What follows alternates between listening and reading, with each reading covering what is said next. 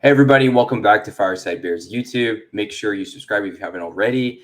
Very appreciative of you guys stopping by. Today we're going to be talking about some of our sleepers and overhyped prospects of the 2022 NFL Draft, just a few weeks away.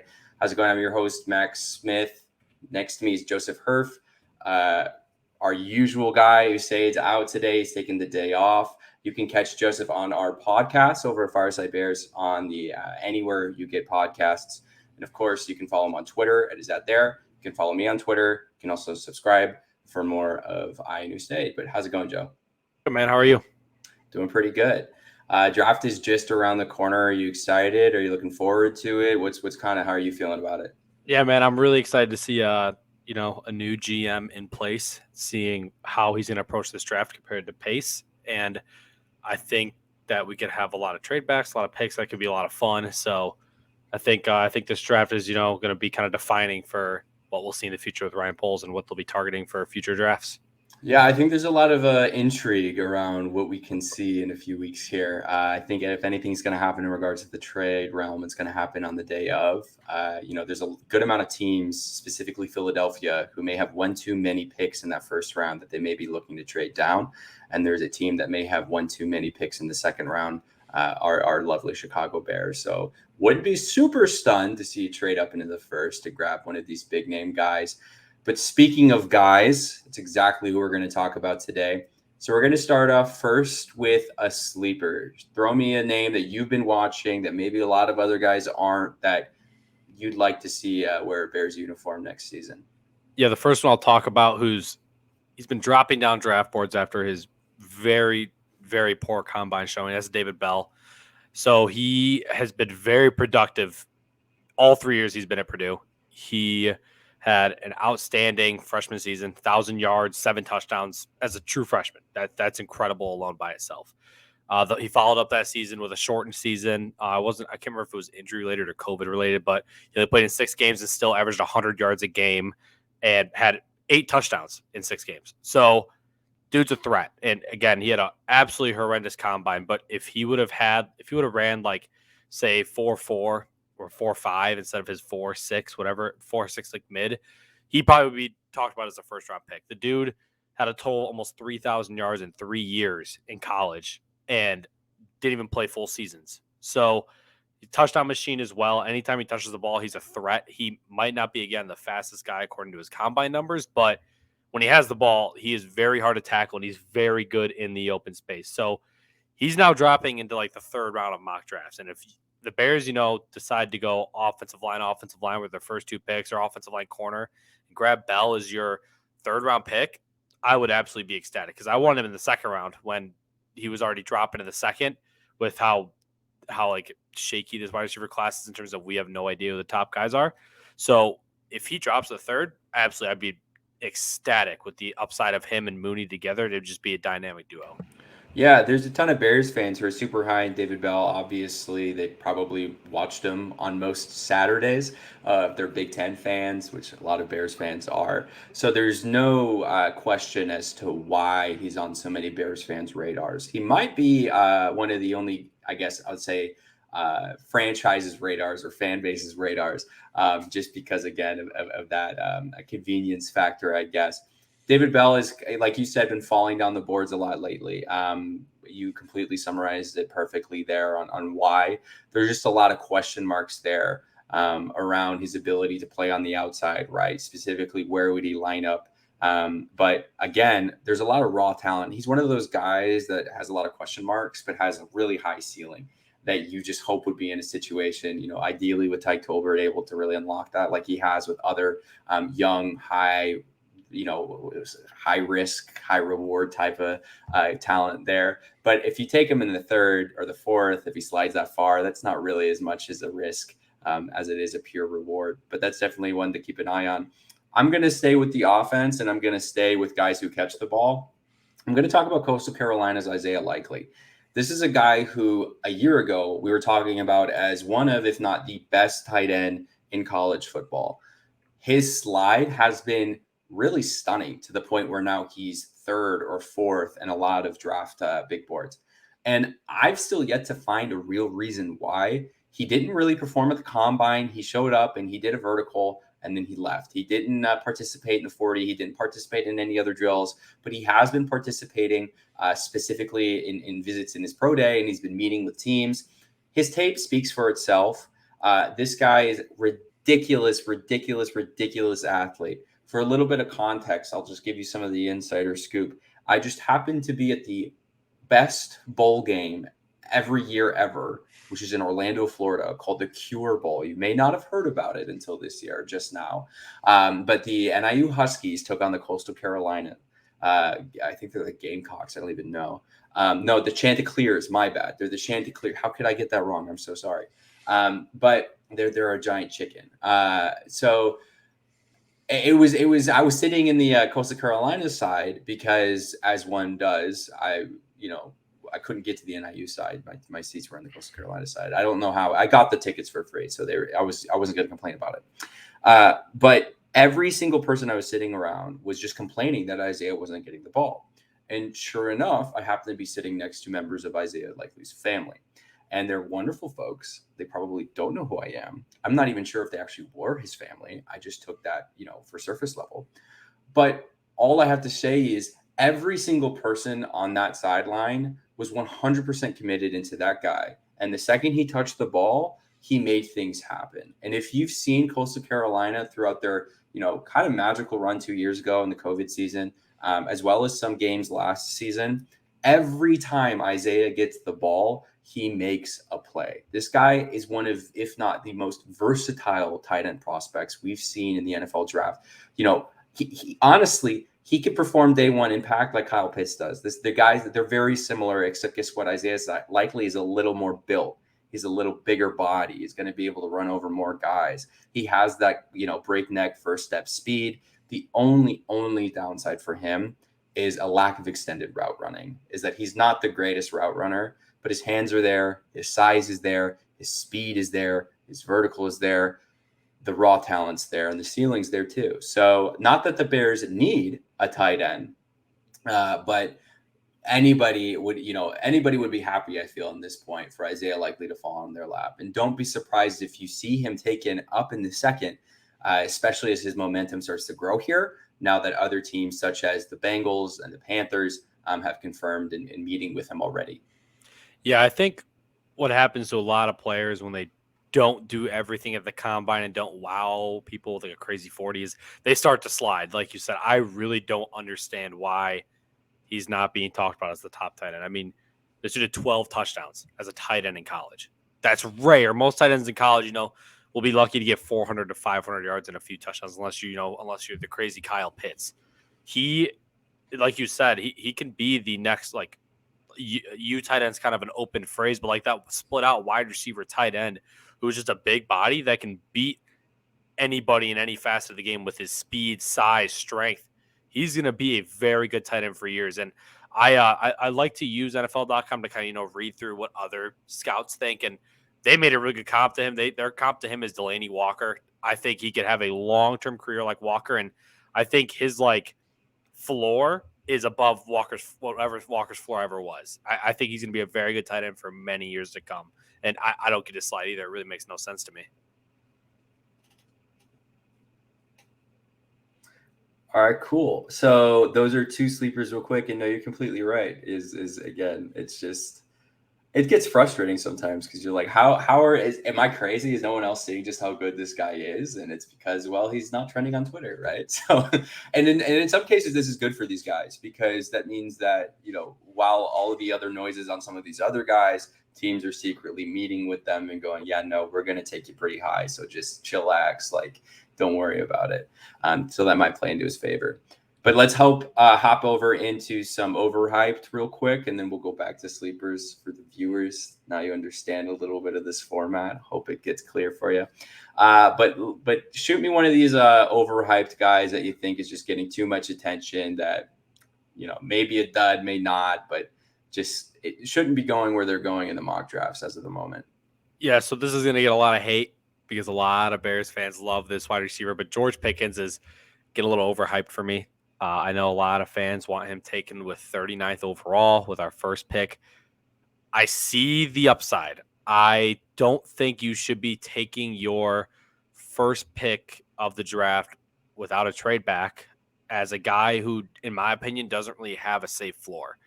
And some people think he does, and that's fine. I think he could be a very safe player too. But the fact that his most productive year was in 2019 and he hardly had over 700 receiving yards, like that's again, I'm not basing this all off stats. This is just a piece of the puzzle. I know a lot of people say production doesn't mean anything. Look at Christian Watson; he didn't do anything either. The difference is Christian Watson played for a run-first offense, and he was playing in the FCS. Like, it's completely different. He had a high target share percentage. He had a high receiving share percentage. George Pickens didn't he had a decent, but it was nowhere near Watson. And after that, he's had issues. He's had issues off the field. He's had injury concerns. He had that ACL injury again. He came back and played in the championship, or in one of the playoff games. Good for him. That was awesome. He had an outstanding catch, showing his incredible hands. I think he has a lot of high, a really, really, really high ceiling. And if he can live up to what his combine numbers, his size and his speed, he'll be a star. But his wiry frame, the no college production really to back it up, I don't really feel comfortable spending a high second round pick on somebody that has never really shown it completely on the field. I'd rather, again, a David Bell. He had almost 3,000 yards in college in 3 years starting. I don't get how you can. I can see the ceiling, but the floor is just way too confusing for me that I do not feel comfortable at all taking him in the second. Yeah, no, that's totally justified. Obviously, there's a lot of hype around George Pickens. A lot of videos on Twitter. A few guys are really pushing hard for the house hall to take George Pickens as soon as they possibly can. I'm not sure that house hall will need to, specifically because of those injury concerns, right? Like you mentioned, that's a real issue. We don't want another Kevin White scenario where, unfortunately, we take a kid with a really high ceiling, just doesn't pan out, right? And if there's already red stop signs saying, "Hey, slow down a bit. Let's make sure that everything is in order." That's not offense. That's no offense to George Pickens. It's a business, unfortunately, at the end of the day, and they have to make the best business decision. So with that being said, he did have a miraculous recovery. The amount of time that it took for him to get back into this position that he is insane. And that itself might tell teams that, maybe there's something, another look for this guy. Just because he got hurt doesn't mean he has to fall all the way. But specifically, I think for scheme is, if the Bears don't go and sign Byron Pringle, this pick makes a lot more sense, because we don't have that slot guy to really plug and play on the inside, because Pickens can't play on the outside. He's just not big enough. He doesn't have the position that he can't do that in the league yet. Maybe in a few years he can, but he's not a plug and play. I'm going to put you on the outside and throw 50-yard bombs you with Justin Fields every play. That's not what he's here for. He'd be, again, like I said multiple times on this YouTube channel, for Bears fans, the equivalent would be a better Anthony Miller day one, is what you would hopefully see out of George Pickens. I would agree that there's a lot of hype. I personally would like him on the team, but I wouldn't be willing to take our first pick at 39 on a guy, like you just said, that we don't really know what the floor is. So that makes a lot of sense. I'm going to take a little bit more of a broader stab here, and I'm going to talk about a guy that many are looking at the Green Bay Packers to pick up, and I hope that this doesn't convince them not to. I'm sure it won't. But that's Chris Olave. Chris Olave is a talent regardless. He's going to perform in this league. He's probably going to have a pretty good career too. But I don't think he's this guy that everyone thinks that he is. And I don't think he's worthy of being taken in the mid to even late first round. I think he deserves to slide a little bit. Yeah, I won't say deserve, but I think he should slide just a little bit further.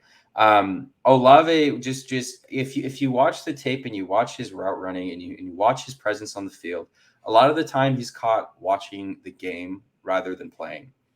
I remember watching Justin Fields tape back before we drafted him, and even right after we drafted him with him at Ohio State. The guy who was consistently performing, the guy who was consistently looking for the looks, the guy who was consistently running around the field, giving Justin more time, was Garrett Wilson. It wasn't Chris Olave. Chris Olave is a big body receiver that the Green Bay Packers desperately need, that the Chicago Bears desperately need. But he's not that like generational talent that maybe he was once touted as. And his fall over a long span of time, right, is warranted in my opinion. You have a really good season and a shortened season, and everyone thinks that you're going to be the next big thing, and then wow, you play a full season and people go, wait a second, the guy lining up across from you actually looks a lot better here. But why is that, right? So that's not to say that like Chris Olave is going to be a dud. He's not. It's just if we're talking about overhyped guys who are maybe valued a little bit higher than they should be, he's definitely on my short list there. Because again, the performance just doesn't it isn't consistent. Number one. Number two, we'd love to see just more physical prowess and ability. And number three, when it comes to the quickness of the game in the professional league, you don't have time to stand around and watch the game. You have time to play the game. And if you don't learn that super quickly, you're not going to have a good career in the league. I think he's going to find a solid team. He's going to be in a solid roster who has, I guess the leverage to take a guy like him and show him the ropes and allow him to grow. Then he'll have a good career. But I just don't see him being as many as many people are touting him to be. I could definitely see that. I don't know if he's worthy of a top 20 pick. I think I know some people believe he is. And like you said, he doesn't really improvise very well. He doesn't do the extra thing on the field. And I think it's not anything against his character, nothing like that. It's just something that isn't really taught. It's just something that's natural to you. Always trying to find work, always trying to make that extra block, always trying to make that extra play. And it's just not his MO. And again, it's nothing against his character at all. It might come across as that way, but it really isn't. And like you said, he'll have a very good career for a long term, but I don't think I think people see him as like a potential top 5 receiver in the NFL down the line. I don't see that. Again, he has the traits to be it in terms of measurables from the combine, size, his route running, but he's not going to have that extra step. And I think he could be a solid, top 20 wide receiver for his career, but I'm not sure he's worth where he's going now. If he drops the early second round, he's a steal at that point, in my opinion. I think any time before like pick 25 is a little too rich for my liking, but that kind of end of the first round, beginning of the second is a very good spot for him, in my opinion. Well, awesome. All right, let's move back into some sleepers. I'm going to start off and switch it up this time, and we're going to move over to the offensive line. Because, again, this is another position that the Bears are desperately need to use our picks to improve upon, especially after a little bit of a slow offseason in regards to free agency. Maybe a lot of people expected a little bit more. We didn't get it, but oh well, it is what it is. Trust the plan, I guess.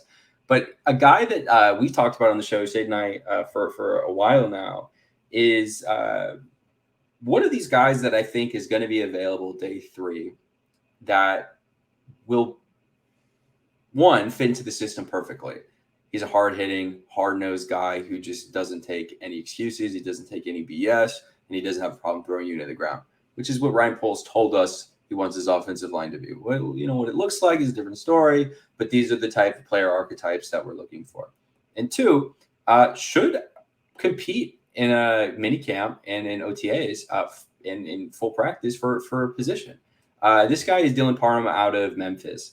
He is a incredible run blocker. He's got a quick first step. He's got a ridiculous amount of strength, and he's got a pretty good size on that frame as well. When we're looking at offensive linemen, specifically in this class, because there's a good amount of them, right? If Zion Johnson is available at 39, Bears are going to take him. No question. Put money on it. It's going to happen. BC connection, probably one of the best true guards in this draft. But there's a couple guys underneath there who will be serviceable, but I don't know if they fit that mold as much as Dylan Parnum does.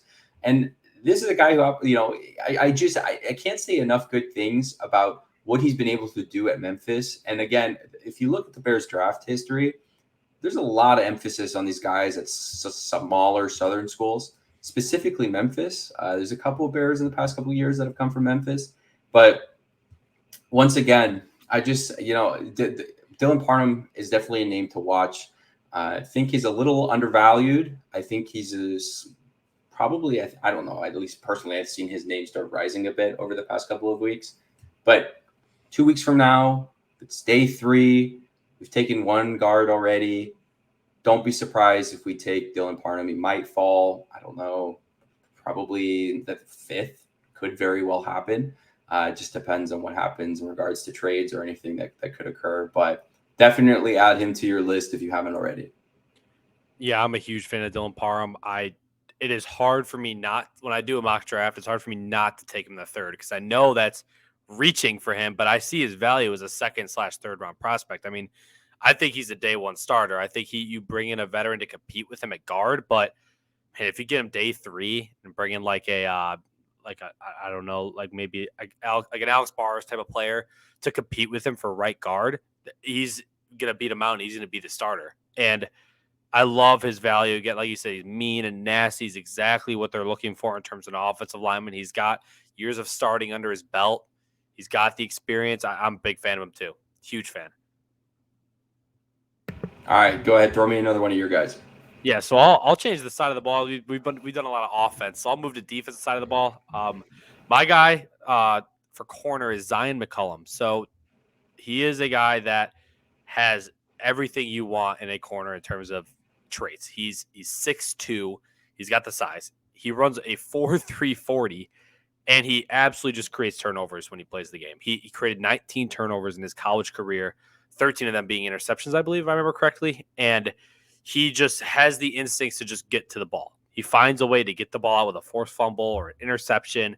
He has just the instincts you can't teach. And he's just so smooth and fluid. I don't understand. He's like, and Mox is like 4th to 6th round type of player. And I don't think you can find a better corner prospect in those rounds with the traits that he has. And he has the starting experience backed up again. It's FCS football, but you're going to make the case to draft, a Northern Iowa tackle in the first round or a Christian Watson at the beginning of the second round. But why not? Why not this guy? He's got the years of experience. He's got the measurables. I don't know what else would be missing. He literally has everything you want.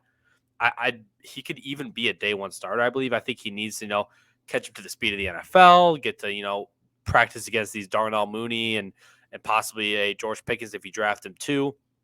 Practicing against them every day and before the season starts, I think he'd easily be the number 2 corner alongside Jalen Johnson. And his main issue, quote unquote, is getting beat deep. In a cover 2 scheme, he won't have to worry about that as much. There's always going to be a safety behind him. It's not going to be a major concern for him.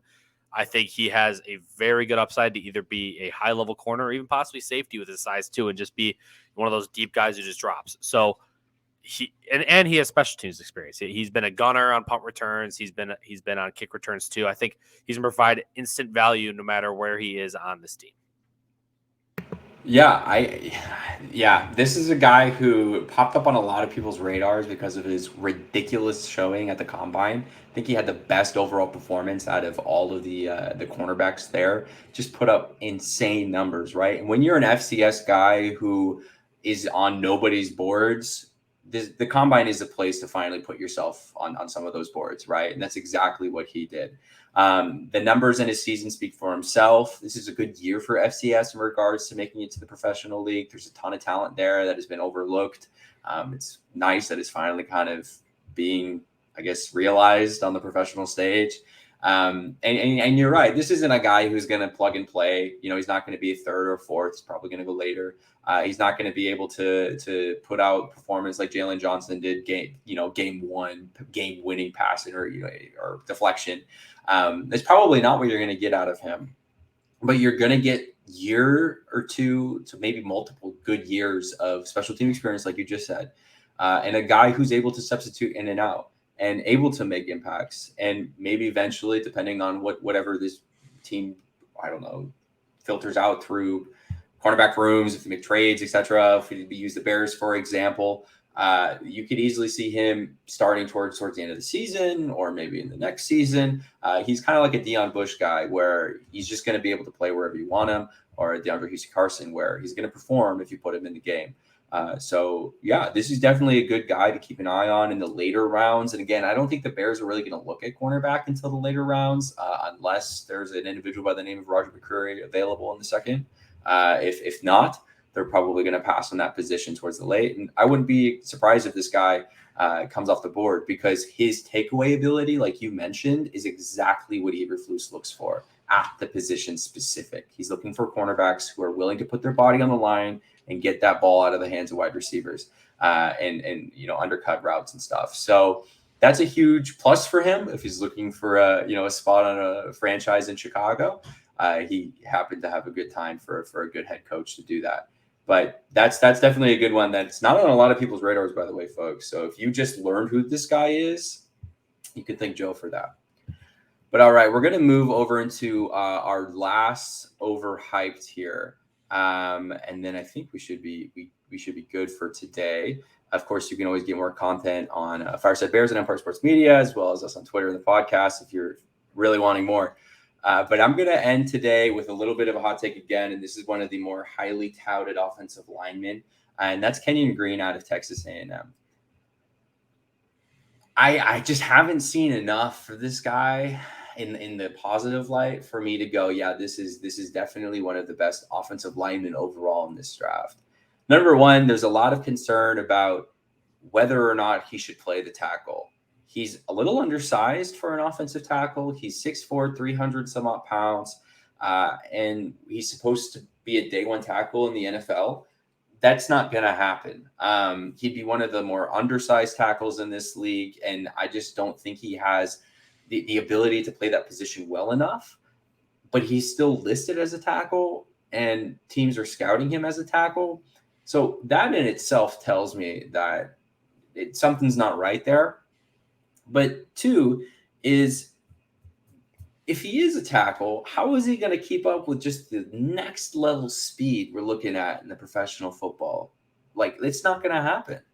I struggle to understand how this guy is expected to become one of the best offensive lineman prospects of this draft by whatever team takes him. I think he's like, oh, maybe the New York Giants are going to take him and they're going to plug him in and he's instantly going to help out Daniel Jones. And no, that's not going to happen. You may find good production out of him because he's ridiculously strong and he does have good footwork. Don't get me wrong, but I don't think you're going to find that production at the edge as much as you may find it on the interior. But even then, he played tackle throughout college, so you're going to have to retrain him how to be an offensive lineman. And yes, guys, it's not super different, but it's enough where you may have to change your stance, and that may take a couple of months until you're comfortable to get off the ball quick enough that you're already leveraged to take on the America's strongest and fastest guys, a defensive lineman across the line from you. It takes some time to learn and lean into that. And whatever team's going to be taking him top 20, they're going to expect him to start game one, because they wouldn't use a top 20 pick on an offensive lineman unless they were expecting that lineman to start. So I don't see this guy as a tackle this high. And if he's not a tackle, then he's a guard. And I don't see anyone wasting a top 20 or even a first round pick on a guard who spent the past couple of years as a tackle. It's just, to me, the math isn't adding up. But I know there's a lot of guys who are super high on this guy, think he has talent. I just don't think he should be in the first round. Yeah, I definitely was going to say it if you didn't. He's a guard prospect that doesn't have a lot of guard experience. I relate him to, he's a little better, but Jackson Carman from last year, when I believe it was the Bengals drafted him to be a tackle, and he's not a tackle. And it didn't work out, so he got moved to guard. And they had to kind of train him mid-season to be a guard, and it was a absolute sloppy mess the entire season. It improved at the end, got a little better as the season went on, but it was just a sloppy mess. And I think that's what's kind of happening here. I think if a team that is at the say a team that's already kind of got an offensive line built, they're a team that's ready to make a run. Say it's possibly the Buffalo Bills, or a team that's just literally missing one piece in the offensive line at guard. And they draft this guy and instantly just let him sit behind someone and learn and let him develop into that guard. It's still kind of a waste, because you're drafting a guy in the first round you want to be starting day one. And if he's not ready day one, again, it's a good long-term move, but if you're a team at the end of that first round, you're looking to win now. And I think a good spot for him would be a team at the end of the first round who, possibly trades up and say the Bears obviously won't trade up, but that'd be a good example. If the Bears trade up into the first round and grab him, he's kind of in a good spot because he can sit behind somebody and develop, and the Bears have time to let somebody do that.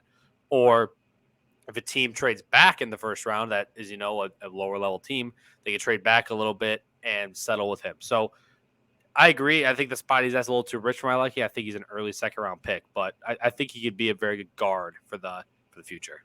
Yeah, for sure. For sure. All right. Last one, ladies and gentlemen. Joe, hit us with your last overhyped. Yeah. So I've been seeing a corner. I wanted to stay on defense. I've seen a corner who's been going pretty early for my liking. It's Marcus Jones out of Houston. He's basically going to be a slot corner in the NFL. He's only 5'8", so he's a guaranteed slot corner, and he's being drafted in the third and fourth round. Can't really sell me on drafting a slot corner that early. Again, you're playing a nickel most of the time, but I see most teams are finding their slot corners in the 5th, 6th, 7th rounds. And if you're drafting a guy in the third round to be your slot corner, I think that's too rich for my liking. I think he's got incredible twitch, explosion, speed. I think he could be very good in that aspect, and he could possibly be a good return man, but I don't think he's really worth the risk that you're taking and drafting a third round slot corner. It's basically drafting like a third round tight end who's only be on the field half the game. He's basically your 5th DB on the field. He's your 5th coverage option. You're going to draft him in the third round. That's just very strange to me. I don't think it's really worth it unless you think he can play on the outside, which he does not have the size to back that up at all or the strength. I think, again, he's going to be stuck playing in the slot. He's not really going to have a chance to go on the outside. I think if he were to fall to the 5th round, I think he'd be an absolute awesome pickup, but where he's at now is just not worth it at all. Yeah, there's a huge size difference, in the first half and the second half of cornerback, and that's kind of the big difference between whether or not you're going to do, I guess, well in the NFL draft is, like you said, looking for guys who are around 5'11", above 6 feet tall to play on the outside. If you're under, it's tough, specifically at the cornerback position, because you're not going to be able to play up with some of these guys. So there's not a whole lot, there's a couple. Roger McCreary's 5'11". He's our guy. He's probably one of the better cornerbacks in this class. But no, you're completely right. It's hard to justify, especially when you have talent at the position who, again, like a carrier, Elam, who might be around the same time that you potentially pick him at. Why would you not take the 6'2", slightly more physical guy who can actually defend on the edge as compared to the guy who's literally just going to have to sit at the middle of the field and hope that maybe the Mike's able to pick up a ball or two or punch it out so that you can then take the interception, because you're probably not going to be able to contest a pass because the guy is just going to go right over you. So that's a big question for sure. I completely agree with all of that. And one thing for you at home to watch is when you look at the first couple of cornerbacks off the board, look at their size. Look exactly, are they on the outside? I'm willing to bet that 9 out of 10 times they're big guys that are expected to contain on the edge and are also fast, sub 4.5 40. Some of these guys are running 4.4s. This cornerback class is extremely fast. If you didn't notice that at the combine, you should probably take a look at that now. So the big, what's the separating factor between these guys? It's not so much speed this year as it is so much as size, I think. Who's the tallest and who's the fastest?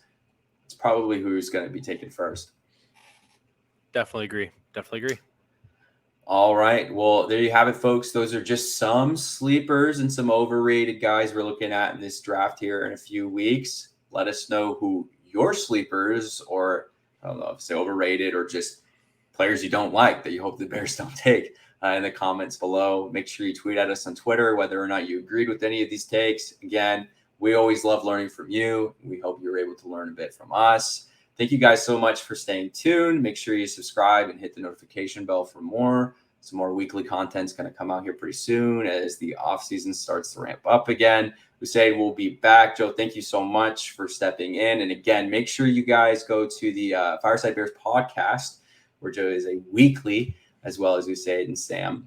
And thank you guys so much. Have a wonderful night.